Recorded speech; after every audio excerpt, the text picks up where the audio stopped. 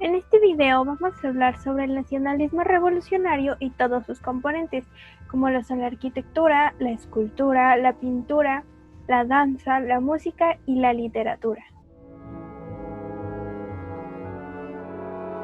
Empecemos con la arquitectura en este caso. La arquitectura va a buscar la identidad de un país, va a ser oportuna y fructífera y además va a buscar la solución de un espacio social urbano. Empecemos con el Palacio de las Bellas Artes. Es la máxima representación de cultura en nuestro país, además que es el teatro lírico más relevante de México. También es el centro de las bellas artes en todas sus manifestaciones. Este es construido en el Porfiriato y sus arquitectos son Adamo Boari y Federico Mariscal, además que tiene influencia francesa. Este inaugura con la obra La verdad sospechosa de Juan Ruiz Alarcón. Ahora vamos a hablar sobre las escuelas socialistas. En 1921 se crea la Secretaría de Educación Pública encabezada por José Vasconcelos. En 1936 se crea el Instituto Politécnico Nacional. También se empieza a crear una universidad por estado o al menos en la mayoría de estos. Ahora, el conjunto de Tlatelolco es el más grande de México y el segundo más grande en América Latina. Este es inaugurado el 21 de noviembre de 1964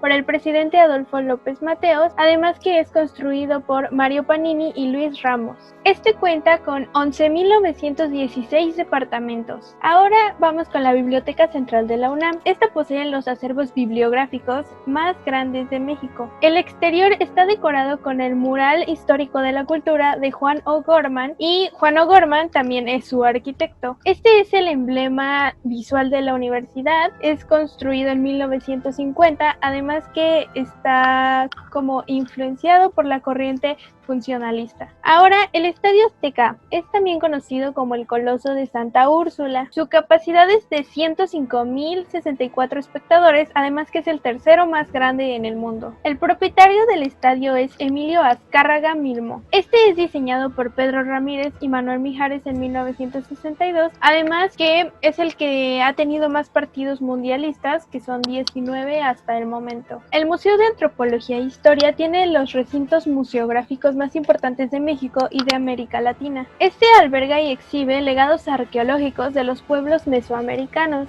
Es inaugurado el 17 de septiembre por Adolfo López Mateos y su arquitecto es Pedro Ramírez. Ahora cuenta con 23 salas de exposición permanente y una temporal, además que cuenta con una fuente en forma de sombrilla justo en el patio central.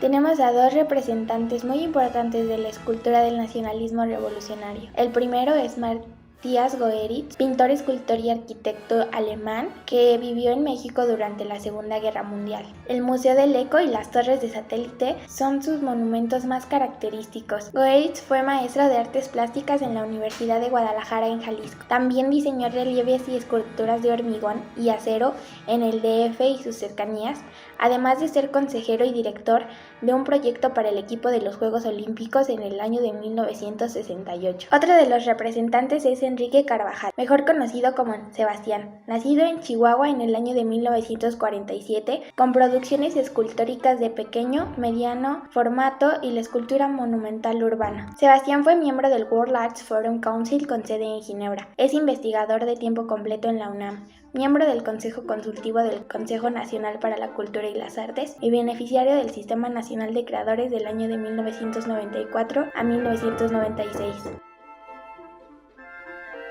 El muralismo fue un movimiento artístico y cultural que buscaba afirmar la identidad nacional del pueblo mexicano, retomando el arte popular, folclore, el arte precolombino con sus mitos y leyendas. En este tenemos varios representantes. Uno de ellos es Gerardo Murillo, precursor del muralismo, pintor y escritor mexicano, enigmático, intenso, extravagante, con seudónimo del Dr. Al. También fue geólogo, filósofo y entre otras profesiones. Sus obras presentadas eran sobre el Popocatépetl, el Iztaccíhuatl, realizadas principalmente desde un helicóptero. Diego Rivera fue fue un muralista mexicano de ideología comunista, famoso por plasmar obras de contenido social en edificios públicos, incluso del extranjero. José Clemente Orozco también estudió matemáticas y dibujo arquitectónico, pero fue muralista y litógrafo. Fue un interesado por los valores universales y no los nacionales, retratando la condición humana y apolítica. David Alfaro Siqueiros fue un pintor y militar mexicano, de los 3 mejores exponentes del muralismo mexicano. Creaba pinturas de forma esquemática, con dinamismo, creando el movimiento de líneas en tipo boceto. María Izquierdo fue la primera pintora mexicana en exponer en New York,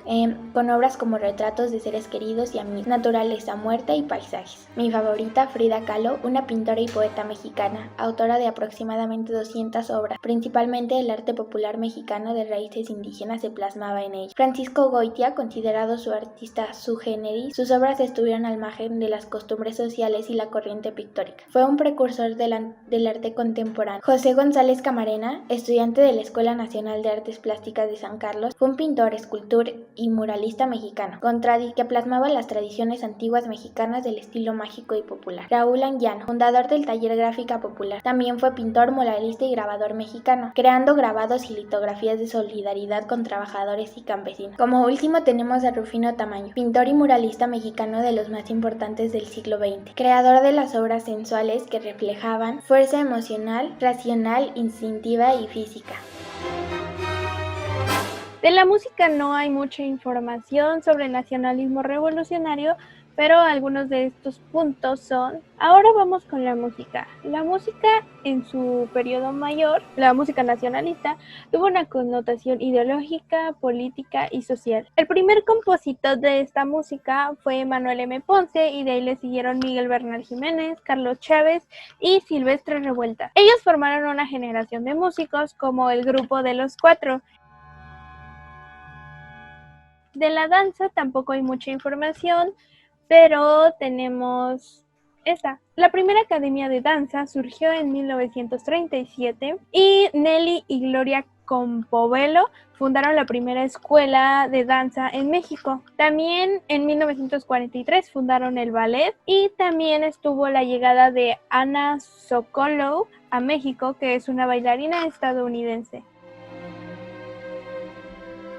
En la literatura del nacionalismo revolucionario podemos presentar a Martín Luis Guzmán, quien fue un nacional periodista y novelista, escritor del Águila y la Serpiente en el año de 1928, que habla sobre la profundidad de las memorias de las luchas civiles en el México antiguo. También podemos tener a Juan Rulfo, un escritor mexicano, publicó en 1853 El Llano en Llamas como colección de las letras mexicanas del Fondo de Cultura Económica. Otro escritor importante, Carlos Fuentes. Sus obras las conforman novelas, libros de cuento y ensayos, y también fue autor de teatro y guiones de cine. Entre sus novelas más representativas tenemos La región más transparente, La controversial, Aura, La muerte de Artemio Cruz, Cambio de piel, entre otras. El famoso Octavio Paz, quien fue un escritor y poeta ensayista mexicano, y a los 17 años publicó sus primeros poemas en la revista Taller e Hijo Pródigo, después de publicar Luna Silvestre en 1933 y el poemario dedicado a la Guerra Civil Española No pasarán en 1936, quien fue galardonado con el Premio Cervantes en 1999, apareciendo en Figuras y figuraciones y Memorias y palabras. Carlos Monsiváis, quien se basó en sus obras de crónicas urbanas, crónicas, ensayos, hablando sobre el periodismo, los registros mediáticos y populares, así como el humor. De los más importantes, la nota sobre la cultura mexicana en el siglo XX en Historia General en México en el año de 1976. Elena Garro, quien fue una dramaturga y novelista, cultivando la poesía inédita en sus más exponentes piezas. El Fondo de la Cultura Económica, quien fue el que publicó algunos de sus títulos conocidos, como Del Porvenir, quien fue una novela ganadora del premio Javier Villaurrutia. Como último tenemos al famoso Jaime Sabines, un poeta mexicano perteneciente a la generación del medio siglo, fundamental por 3 libros como lo son Oral, Tarumba y Algo sobre la muerte del mayor Sabines.